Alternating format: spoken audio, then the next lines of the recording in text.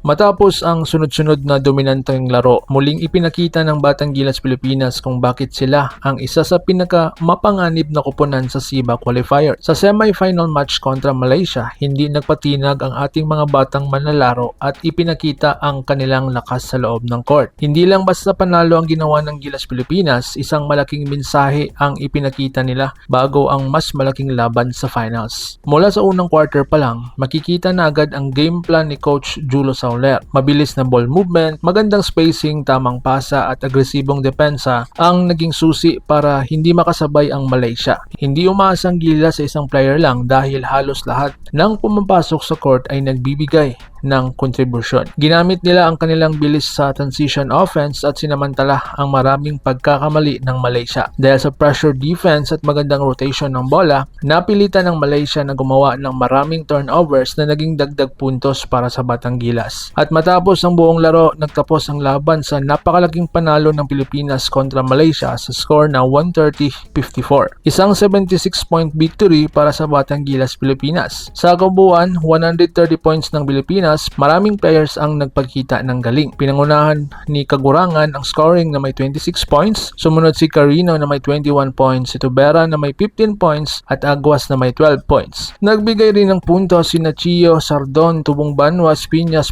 Patagok, Moral at Pasños para kumpletuhin ang team effort ng Gilas. Dahil sa panalong ito, pasok na ang Batang Gilas Pilipinas sa finals ng tournament. Posible nilang makaharap ang host na Thailand o ang Indonesia para sa championship game. Kung Thailand ang makakaharap ng Pilipinas, siguradong maging interesante ang laban dahil sila ang host team at may suporta ng kanilang home crowd. Sa unang pagkikita ng dalawang koponan, nagpakita naman ng tapang ang Thailand pero hindi pa rin nila napigilan ang lakas ng Batang Gilas. Ngayon, mas magiging mahalaga ang preparasyon dahil championship na ang nagkataya. Pero based sa ipinakita ng Batang Gilas Pilipinas, malinaw na handa sila sa anumang hamon. Ang kanilang chemistry, lalim ng roster at sistema ni Coach Julo Sauler ang magiging armas nila para habulin ang kampyonato. Kaya abangan po natin ang malaking laban ng Batang Gilas Pilipinas. Kung nagustuhan mo ang video na ito, huwag kalimutang mag-like, mag-subscribe at pindutin ang notification bell para updated ka sa mga susunod na Gilas updates.